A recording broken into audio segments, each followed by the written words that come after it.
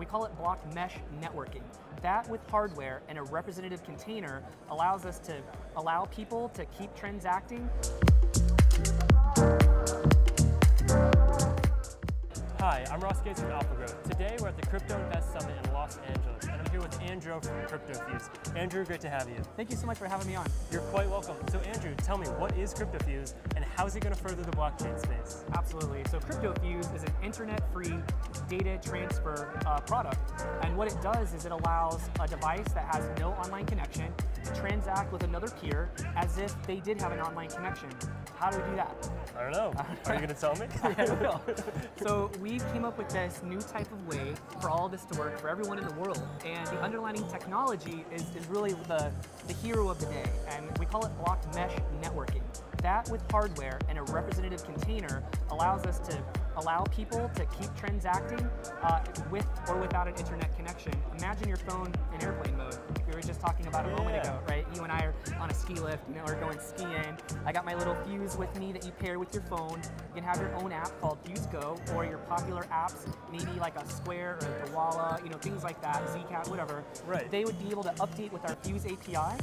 We would send this little thing we call the Fuse. It's about the size of like a key fob, right? And you pair it with your phone, and that plus the phone will allow you to do transactions offline to offline. The Fuse API does the wireless connection? So the Fuse API is what an app like, for example, Square.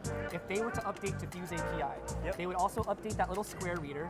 It would be our technology on this PCB board, the little bitty board that's inside the computer board that you see inside the those little devices that you use to get into your apartments and stuff like that. Exactly. It looks kind of like that. Yeah. And as long as you have preloaded credits on it, assuming that a terminal at a store doesn't have a connection, if you have preloaded credits on your actual little Fuse, you can transact whereas other people cannot.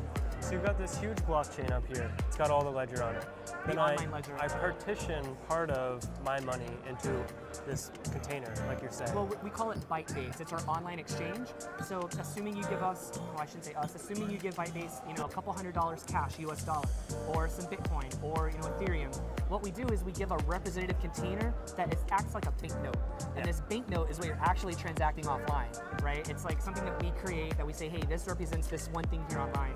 So because of asynchronous updating, mesh networking gives us that. What ends up happening is when either you or I come online later, it knows what transaction it says, hey, in the past, these two dudes shook hands and said, I'm going to transfer this, car title or this $100 or this $20 from me to you, and online automatically updates it as a transaction that has been authorized in the past. Gotcha. So, like right now, for example, Square has a POS device. If it's offline, if it's offline, the merchant can select, I still want to take debit and credit card. But that's dangerous. Well, does anyone actually have any money in their That's where packet loss comes from. But remember, they used to scan your debit and credit card with paper back in the day. Right. It's that same kind of model. Yeah, and they just have to hope. They have to hope the money's going to come online. But if you're in offline mode, past paper cash, what do you really have, right? Gold, the bartering system. So what this does is it allows people to use their existing cryptocurrencies, their fiat, as well as contracts, digital contracts, and load them online with us. We give you the representative token. Maybe it's like your Jeep title. I can buy it with my offline Bitcoin or my offline dollars to you. You give me the Jeep title, and now I own the car. And then as soon as you and I come back from our camping trip, as soon as one of us has a connection, the online ledger updates and shows that transaction took place from ID to ID at a specific GPS point, as well as time dates down. That's crazy. It's just a simple thing. It's simple. It makes sense. It's awesome. So we're not carrying weight off. Turns crypto from this hard, got to go onto an exchange thing to this Venmo type thing where you can just actually use it, or Square. So what is your background that made you capable or the best suited to actually come up with this system? Sure. So I got a quick story before I get into the tech. It was military. Go for it. Yeah. Military tech. Yeah. Okay. But I'm going to go to an example of, say you're younger, say like 18 to 25, and you're walking along the beach and you see some guys fishing out on a boat, and you see on one side they got fishing poles and fishing lines. On the other side of the boat, they're throwing nets out, right?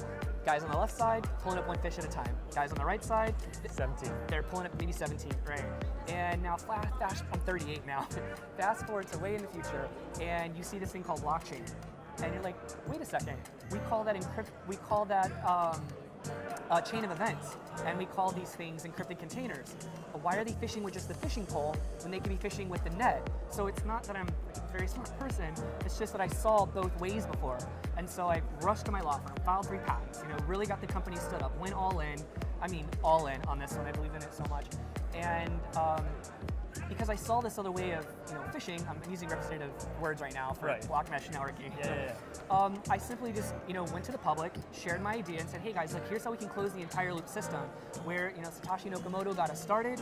Cryptofuse is going to complete that wheel to make it 360, so that this could work for us globally, online or offline.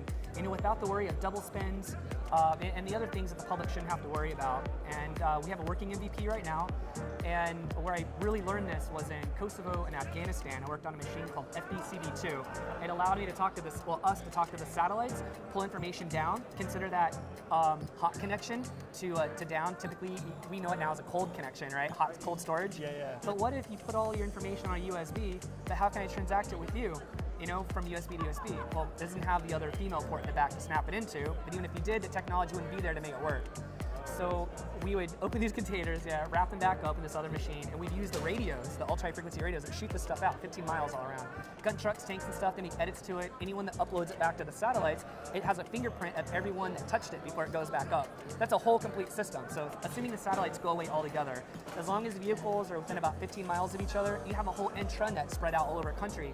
Kind of like how the internet got started. Yeah, exactly. So it's the same model. Yeah, it's just a few of them need to be around each other to validate, like an email. It's like kind of like that. That's how I knew to bring the block mesh network technology to the public and label it as Cryptofuse. That's awesome. When you say that, I just think of all of the China blocking the internet and stuff like that, and people creating the Fire networks where they have their phones making mesh networks. It sounds like the same except blockchain, and then it eventually comes back and you can rectify everything. Yeah, and the only thing that isn't probably amazing for people that are used to sending things over the top online across the world is that you have to be peer-to-peer for this stuff to work. But if you have peer-to-peer, say like within a city, you have a whole city of intranet, well we know that whole thing is a closed system of transactions that are separate from online, but we figured out a way using representative containers where the math never messes up because we're issuing you these representative containers and we're holding your actual, what you want traded online, and it's being held in a safe place, right? How do you make sure that people don't double spend their containers and stuff like that? They don't have an option to. The way that we've designed the hardware, the way we designed the protocol, it's not possible. So once it's in a container, it is secure, it's this amount and no more. Okay. So yeah, and to start off with, for the technical people out there, we're not allowing people to edit the containers while offline. So a limitation of, say, a banknote that represents $100, someone only needs $20. I can't give them that $20 from a $100 banknote while offline. So we have to say, hey, you give us 100, do you want some 20s, 10s, 5s, 1s? Because that's how you have to add it up to make it work. In the future, we're launching phase 2, CryptoByte. We already have the domain, cryptobyte.com, and what people will be able to do is edit it all the way down to like 25 cents or something. Gotcha. This is awesome. So if people want to become part of this, use it, what's the next step that they can take to take action with you? So we're going to go live with our first partner. We just did a $3.2 million deal with Harvard Innovation Lab. Nice, not too shabby. Yeah, thanks. Yeah, and we're going to stress test with that first user base, and then we're going to go mainnet shortly after, and that starts April 2019. Right now, we're still working with manufacturers, trying to get that all stood up. That's a lot of fun to deal with. Yeah, or someone out there in the hardware space, you just partner with us right now. That'd be cool. But we do know how the manufacturing works. We know about the NFC spray paint and all this other stuff we got to do on there. That we're just kind of learning that as we go. It's the first time I'm doing hardware.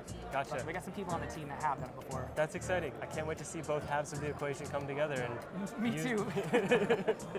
We're all there. Yeah. Awesome. This has been great. Thank you so much. Yeah, thank you so much. And if you'd like to connect with us, go to www.cryptofuse.com.